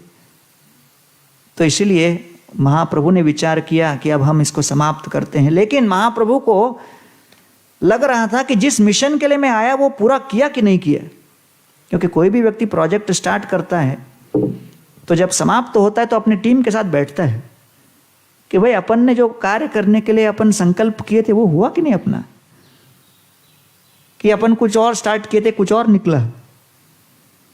तो इसलिए महाप्रभु अपने टीम के साथ बैठे, कौन? स्वरूप दामोदर गोस्वामी और रामानंद राय, और महाप्रभु उनके साथ विचार विमर्श कर रहे हैं। हर्षे प्रभु कहिन सुन स्वरूप राम राय। महाप्रभु कहते हैं मुझे ऐसा लगता है कि जिस कार्य के लिए मैं आया था वो कार्य पूरा हो चुका। व्हाट डू यू से? बोले आप क्या बोलते हो, आप बताओ। तो महाप्रभु कहते हैं नाम संकीर्तन कलौ परम उपाय। तो कलयुग के लिए नाम संकीर्तन सबसे श्रेष्ठ उपाय, वो तो मैं यहां दे के ही निकल रहा हूं। संकीर्तन यज्ञ कृष्णे कोरया कलौ कृष्ण आराधन। जो भी कलयुग में कृष्ण का आराधन करेगा सही तो सुमेध पाए कृष्ण चरण। वो ऐसा बुद्धिमान व्यक्ति कलयुग में कृष्ण के चरणों को प्राप्त कर लेगा। ये मैंने उपाय दे दिया। फिर महाप्रभु कहते हैं रिकन्फर्म करते हुए कि भाई अपन ऐसा नहीं मेन काम करने आए और जो सूटकेस था वो दिए बिना निकल गए, देने आए थे कुछ और बिना दिए निकल गए, ऐसा तो नहीं हो रहा है। कृष्ण वर्णम त्विषा कृष्णम संगोपांगास्त्र पार्षदम यज्ञ संकीर्त प्रायजंति ही सुमेधश। जो महाप्रभु कहने लगे 11वें स्कंद का ये श्लोक अपने ही बारे में, यज्ञ संकीर्तन प्रायजंति ही सुमेध। बुद्धिमान लोग भगवान की सेवा पूजा करेंगे नाम संकीर्तन के माध्यम से। तो महाप्रभु अपने अंगों के साथ आए, जैसे नित्यानंद प्रभु द्वैताचार्य, उपांग के साथ आए श्रीवास ठाकुर जैसे सेवक, और पार्षद के साथ आए जैसे स्वरूप दामोदर गोस्वामी, रामानंद राय इत्यादि। फिर अब श्री चैतन्य महाप्रभु, स्वरूप दामोदर गोस्वामी और रामानंद राय अपने सबसे इंपॉर्टेंट टीम मेंबर्स जो लास्ट तक उनके साथ वहां पर थे निकट में, रात्रि के समय में जो जागते थे, महाप्रभु के हृदय के आंतरिक भाव को सुनते थे, उनको कहते हैं महाप्रभु नाम संकीर्तन होते सर्व अनर्थ नाश, सर्व सौभाग्य कृष्ण प्रेमेर उल्लास। महाप्रभु कहते हैं ये मैं जो नाम संकीर्तन दे के जा रहा हूं इससे क्या क्या होने वाला है, इसका भी जो इफेक्ट सुन लो। दोनों को कह रहे हैं क्या? नाम संकीर्तन होते सर्वा अनर्थ नाश। सबसे पहले सभी अनर्थों का नाश होगा, और दूसरा सर्व शुभोदय, हर प्रकार का शुभ उदय होगा, और कृष्ण प्रेमेर उल्लास, कृष्ण प्रेम की धारा नाम संकीर्तन के माध्यम से आरंभ होगी। The flow will begin from हरिनाम। तो ये तीन मेन, अनर्थों का नाश, हर प्रकार के अशुभ का विनाश और शुभ का उदय। तो अशुभ का नाश, शुभ का उदय, और तत्पश्चात कृष्ण प्रेम के अमृत का जो नल है वो हरिनाम संकीर्तन के माध्यम से आरंभ होता है। क्योंकि नल जब शुरू करोगे तब तो जाकर पानी बहना आरंभ करता है। तो फिर इन तीन जो प्रमाणों को लेकर महाप्रभु इसका इफेक्ट क्या है, फिर इसके आगे कहते हैं नेक्स्ट श्लोक, चेतो दर्पण मार्जनम भव महादावाग्नि निर्वापणम श्रेय कैरव कंद चंद्रिका वितरणम विद्यावधू जीवनम। ये हरिनाम संकीर्तन के ये 7 उपाय, 7 प्रभाव इस प्रकार से होंगे। फिर महाप्रभु इस श्लोक का वर्णन करके कहते हैं संकीर्तन होते पाप संसार नाशन, चित्त शुद्धि सर्व भक्ति साधन उद्गम। महाप्रभु कहते हैं कि ये नाम संकीर्तन से, संकीर्तन होते सबसे पहले पाप संसार नाशन, पाप के कारण जो संसार है वो नष्ट होगा। फिर चित्त शुद्धि, चित्त की शुद्धि होगी। सर्व साधन उद्गम, हर प्रकार की सर्व भक्ति साधन, भक्ति करने के लिए जो भी साधन आवश्यक हो वो उत्पन्न होगा। चित्त शुद्धि सर्व भक्ति साधन उद्गम, तो हर प्रकार के भक्ति के साधन प्रकट होंगे। कृष्ण प्रेमोद्गम प्रेमामृत आस्वादन, कृष्ण प्राप्ति सेवामृत समुद्रे मज्जन। तो कहते हैं अब जब सर्व भक्ति साधन का उद्गम होगा तो उसका लक्षण क्या है? कृष्ण प्रेमोद्गम। कुछ समय के पश्चात कृष्ण प्रेम का उद्गम होगा। जब कृष्ण प्रेम का उद्गम होगा तब क्या होगा? प्रेमामृत आस्वादन, तब उस प्रेम का हम आस्वादन करने लगेंगे। तब समझना चाहिए कृष्ण प्राप्ति, कृष्ण की प्राप्ति हो गई। कृष्ण की प्राप्ति हो गई तो फिर क्या सो जाओ? नहीं, सेवा अमृत समुद्रे मज्जन, तब जाकर सेवा के समुद्र में व्यक्ति निमग्न हो जाता है। अब फिर तोमार सेवाय दुख होए जत, से तो परम सुख, सेवा सुख दुख परम संपद, नाशाये अविद्या दुख। तो भक्तिविनोद ठाकुर कहते हैं जब ऐसे अमृत का कोई आस्वादन करेगा तब तो जाकर इस जगत के किसी भी दुख से परे व्यक्ति जा पाएगा। तो इस प्रकार श्री चैतन्य महाप्रभु ने ये हरिनाम संकीर्तन को यहाँ पर प्रकट किया और रामानंद राय और स्वरूप दामोदर गोस्वामी के समक्ष उन्होंने ये प्रस्तुत किया।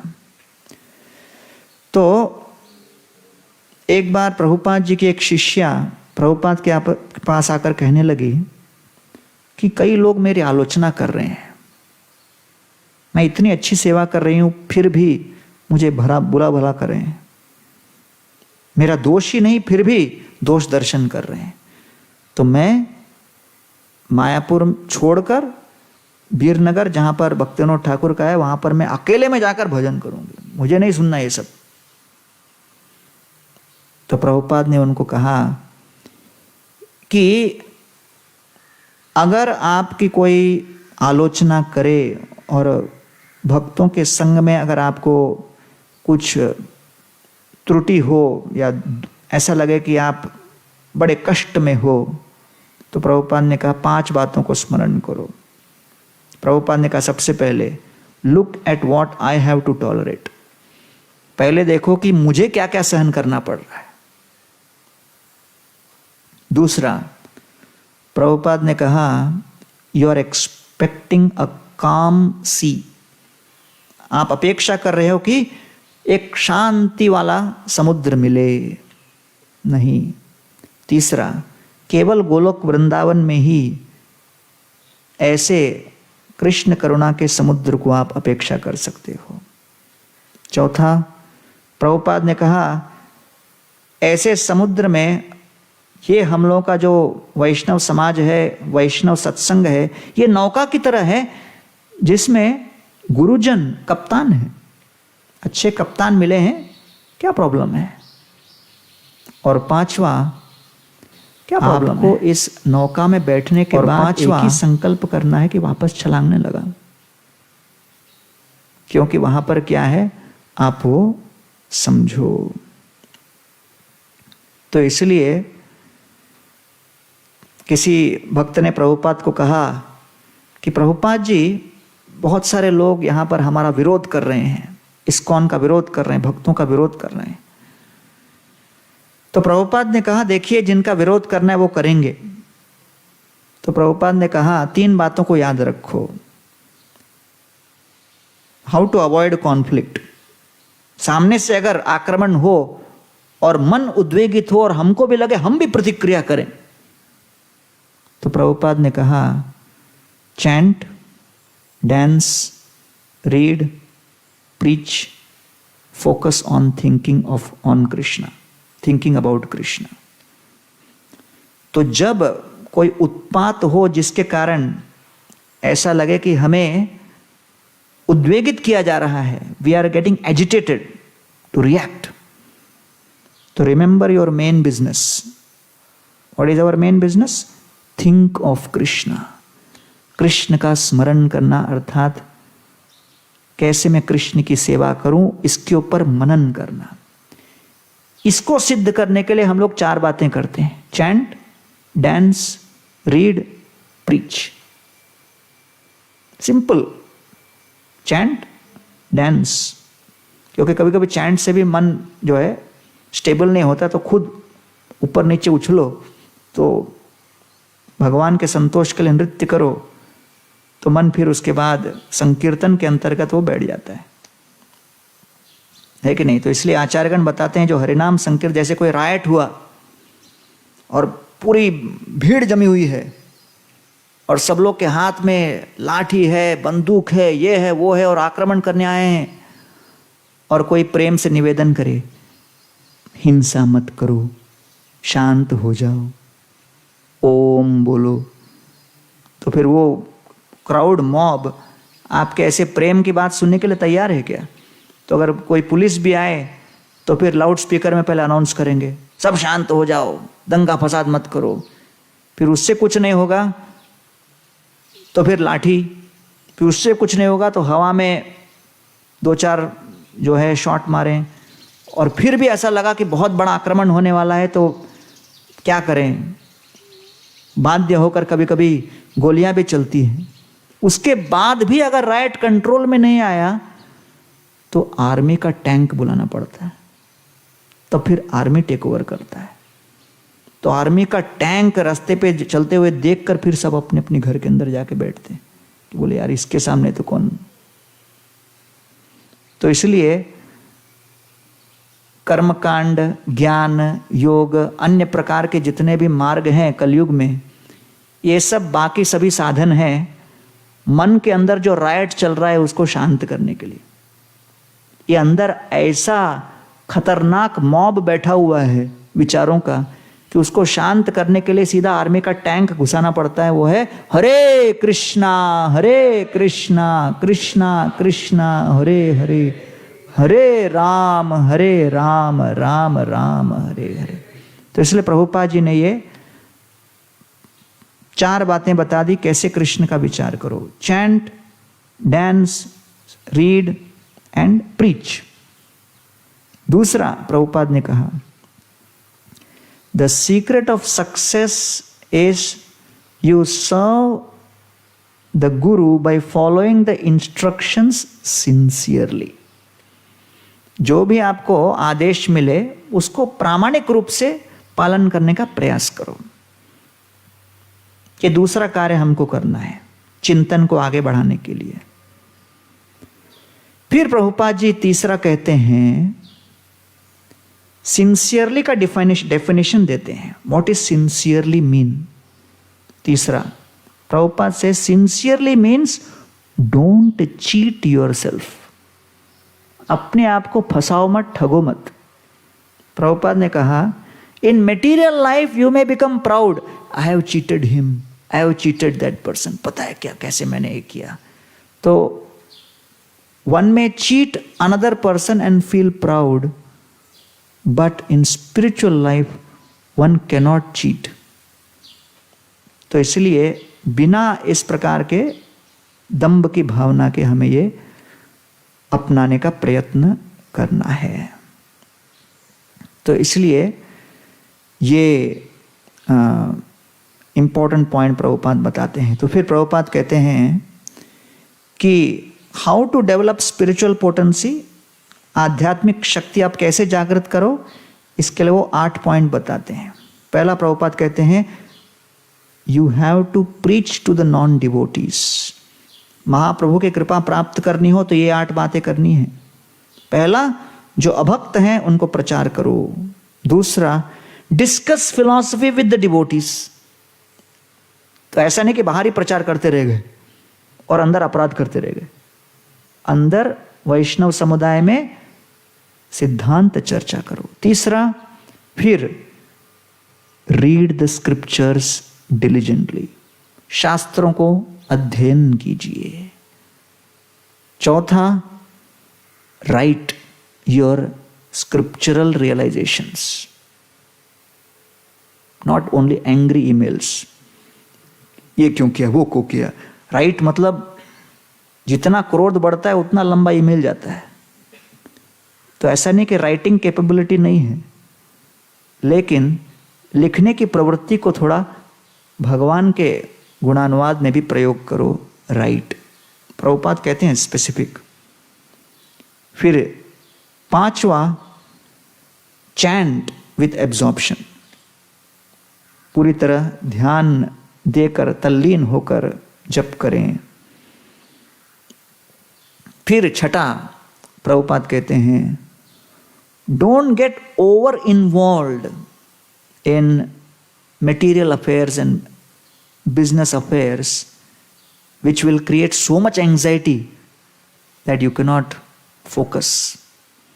जो आपके सामर्थ्य के अनुसार, तो इसलिए इसको कहते हैं रूप गोस्वामी अत्याहार प्रयासश्च। प्रयास अर्थात सामर्थ्य के परे। तो हर एक व्यक्ति का सामर्थ्य अलग अलग होगा। तो आपने किसी को देख के सोचा अरे ये ऐसा कर रहा है हम भी ऐसे करेंगे, तो मालूम पड़ा वो करते करते आपके मन में चिंतन करने के लिए कोई समय नहीं, केवल चिंता ही करते बैठे हो। तो इसलिए नॉट ओवर इंडल्जिंग। सातवां बहुत अच्छा प्रभुपाद कहते हैं train the tongue to speak about Krishna. अपने जिह्वा को शिष्य बनाओ। किस लिए? कृष्ण के विषय में कथा करने के लिए प्रशिक्षण दो। So that also is a cultivation, अनुशीलनम, ट्रेनिंग। अपने आप नहीं होगा, अभ्यास करना है। कृष्ण के विषय में कीर्तन करने का अभ्यास करें, उसके लिए प्रशिक्षण दें जिह्वा को। And eighth, be absorbed in contemplating how can I serve Krishna now. स्मरण करते रहो हर क्षण, इस क्षण में कृष्ण की कैसी सेवा कर सकता हूं, किस प्रकार मैं कृष्ण की सेवा कर सकता हूं, ऐसा हम विचार करें। तो इसलिए वर्ल्ड होली नेम वीक के उपलक्ष्य पर इस्कॉन के हर मंदिर में हरिनाम संकीर्तन, नाम के ऊपर चर्चा, नाम जप इत्यादि को लेकर कई महोत्सव चल रहे हैं। तो इसलिए समझना चाहिए कि ये महाप्रभु ने सबसे सरल मार्ग दिया है। और इसलिए लोचनदास ठाकुर क्या कहते हैं, परम करुणा पाहु दुई जना निताय गौरचंद्र सब अवतार सारा शिरोमणि केवल आनंद कंद। केवल आनंद अर्थात नृत्य करना। ये भी जब प्रभुपाद स्टार्टिंग में अमेरिका में गए तो केवल स्वामी स्टेप करते थे, हाथ ऊपर उठाए, राइट लेफ्ट। तो 1969 तक केवल कीर्तन 3 साल ऐसे ही चलता था, राइट लेफ्ट। फिर अचानक एक दिन कीर्तन लॉस एंजलिस में चल रहा था, तो उस कीर्तन के बीच प्रभुपाद उछलने लगे पहली बार। तो इस्कॉन के 3 साल बाद पहली बार उछाल हुआ। तो आपको लगता होगा डे 1 से ऐसा होगा। मॉर्निंग प्रोग्राम 71 में चालू हुआ, 1971। अगर कोई बोले अरे मॉर्निंग प्रोग्राम है, अरे मैंने 66 से 71 का प्रोग्राम फॉलो कर रहा हूं, क्योंकि 71 तक मॉर्निंग प्रोग्राम नहीं था। फिर प्रभुपाद जी ने उसको पूरा एक रूपरेखा दिया कि फिर भागवतम क्लास 72 में स्टार्ट हुआ, डेली भागवतम क्लास। तो ये सब अलग अलग समय पर स्टार्ट हुआ। तो प्रभुपाद उछलने लगे, ऊपर नीचे, हाथ ऊपर करके। तो जैसे ये हुआ सब लोग अवाक रह गए, और तुरंत दूसरे मंदिर में ब्रह्मानंद प्रभु को फोन किया लॉस एंजलिस से। ब्रह्मानंद प्रभु न्यूयॉर्क में, बोले प्रभुपाद इज जंपिंग। बोले jumping from where? He is jumping up and down, you can do kirtan jumping. How do you do it? Explain, no you don't have to know anything, just jump, throw your hand up and jump, हाथ ऊपर को। तो वो भी एक जो है एक न्यूज़ था, ब्रेकिंग न्यूज़। 1969 का वो दिन पूरे इस्कॉन में सनसनी मचा दिया कि अपन कीर्तन में कूद सकते हैं, नृत्य कर सकते हैं इस तरह से, है कि नहीं। तो इसलिए जो श्री चैतन्य महाप्रभु सबको देने आए वो सबसे आसान, छोटा बच्चा प्रभुपाद से, even a child can take, even a dog can take part, even a child can take part. सबसे आसान जो मार्ग दे दिया है महाप्रभु ने, कि नहीं। तो इसलिए ऐसा कोई हम देखे नहीं कि प्रभुपाद को किसी ने कहा what do you do for recreation. Prabhupada said our entire programme is only recreation, हमारा पूरा मनोरंजन ही है। सुबह 4:30 बजे कौन स्टार्ट हो जाता है गाने नाचने। गाना नाचना मतलब कोई पार्टी कभी कभी होता है उसमें लोग करते हैं, लेकिन सुबह 4:30 से शुरू। और कोई बोलते नहीं नहीं मैं सुबह वाला प्रोग्राम में नहीं आ सकता, मैं तो लेट नाइट वाला पार्टी वाला व्यक्ति हूँ। बोले ठीक है जाओ जगन्नाथपुरी में जाओ। जगन्नाथपुरी में सबसे बड़ा श्रृंगार कब, बड़ा श्रृंगार वेश रात को होता है। भगवान तब भी खड़े, बेटा नाइट वाले हो क्या, मैं यहाँ हूँ। तो अगर कोई बोलता है मैं 11-12 बजे मेरा बिल्कुल मूड चढ़ता है, तो बोला हाँ ठीक, जगन्नाथपुरी में है आपके लिए, आपकी प्रतीक्षा में। भगवान ने ऐसा कोई जगह छोड़ा नहीं, कहाँ बचोगे बेटा, आ जाओ। भक्ति तीर्थ महाराज जब चौपाटी आया करते थे, वो मंगल आरती जब गाते थे, है कि नहीं, मंगल आरती का श्री राधिका माधवयोर पारा से डांसिंग स्टार्ट हो जाता था, जबरदस्त, आगे पीछे। मतलब उनको देखकर, और मंगल आरती में नॉर्मली सब लोग थोड़ा वो कहते भगवान आप भी थोड़ा सोए रहो, अपना भी चल ही रहा है थोड़ा, है कि नहीं। शरीर को तो उठा दिया लेकिन मन अभी भी उठ रहा है। तो सिंगर से भी सब लोग अपेक्षा करते हैं कि वो भी धीरे धीरे गाए, हम भी धीरे धीरे चलें। तो गाड़ी फर्स्ट गियर में चलता है कि नहीं। गुरु पूजा तक पहुंचता है, फिर जो है थर्ड गियर तक पहुंचता है गुरु पूजा में। और शाम का कीर्तन जब होता है वो फुल फोर्थ गियर में जाता है, तब तक पूरा आदमी जाग जाता है, नॉर्मल। लेकिन ये नॉर्मल थोड़ी है, तो बिल्कुल दिव्य, क्योंकि वो तो 1:30-2 बजे उठकर दिन में पता नहीं 40 माला के नीचे तो कभी लाइफ में किए ही नहीं। तो बिल्कुल हरिनाम सुनते ही साथ उनको झटका लग जाता था। तो स्टार्ट हो गए तो वो हाथ में एक उनका डमरू, और डमरू लेके हम लोग का मंदिर का सामने जो राधा गोपीनाथ के सामने जो एक फाउंटेन हो, जो अभी तो मार्बल वाला है, पहले हम लोग का फाइबर का होता था, वहाँ से प्रभुपाद से यहाँ डांस किए जा रहे हैं, एक पैर पे भाग रहे हैं, यहाँ से वहाँ से यहाँ। और हम लोग सब बिल्कुल जवान, हम लोग यार ये कौन है, ये कौन सा शरीर लेके आए, ये भौतिक शरीर तो नहीं लगता। तो इतना वो नचा रहे थे। तो फिर सब लोग एक्सटेसी में घूम रहे। तो एक हमारा जो डिवोटी था, उस समय कुक था, वो घूमते घूमते, उसका वजन भी थोड़ा ज़्यादा था, तो ऐसे घूमते घूमते सीधा वो फाउंटेन में गिर गया। वो फाउंटेन में गिर गया और फिर हमको उठाना पड़ा उसको, और सब लोग बोले अरे वाह ये भी क्या मजा आ गया।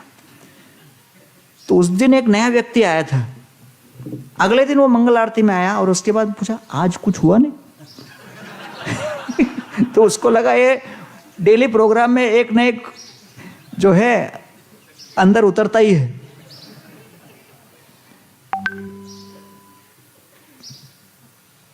तो एक बिल्कुल साउथ इंडियन ब्राह्मण आए थे, अपना ऐसा स्टाइल वाला पहन के, गोल वाला, पहली बार ऐसे खड़े हुए थे मंगल आरती में। तो कीर्तन स्टार्ट हुआ, फिर फास्ट। हम लोग सब उस समय काफ़ी यंग थे, 90s में, तो बिल्कुल ज़बरदस्त डांसिंग होता था, उछल के लास्ट का 10 मिनट तो पूरा पसीना पसीना हो जाते थे। तो इतना नाचने लगे, फिर उसको भी घुमाने लगे, वो भी घूमते घूमते धड़ाम उसका नीचे गिर गया, फिर फट से उठा लिया। अंधेरा रहता है तो अच्छा हो गया मंगल आरती में। उसके बाद वो इतना रेगुलर हो गया मॉर्निंग प्रोग्राम में, एवरी डे और आते ही साथ वो स्टार्टिंग से ही गोल गोल गोल गोल घूमने लगते थे। हरिनाम का इफेक्ट हो गया। पहले दिन ऐसे करके आए, उसके बाद हरिनाम का जो टेस्ट लगा कीर्तन में, इफेक्ट। तो इसलिए श्री चैतन्य महाप्रभु ने ये हमें दिया है। और श्री चैतन्य शिक्षाष्टक के अंतर्गत महाप्रभु ने अपने संपूर्ण सिद्धांत को प्रकट कर दिया है। आज हमने श्री चैतन्य शिक्षाष्टकम की पार्श्वभूमि, उसका जो बैकग्राउंड क्या है, इसके विषय में चर्चा की। अगले रविवार को हम ये पहले श्लोक के ऊपर चेतो दर्पण मार्जनम, इसके 7 प्रभाव, हरिनाम संकीर्तन के 7 प्रभाव क्या हैं, इसके ऊपर हम चर्चा करेंगे। बहुत बहुत धन्यवाद। हरे कृष्णा।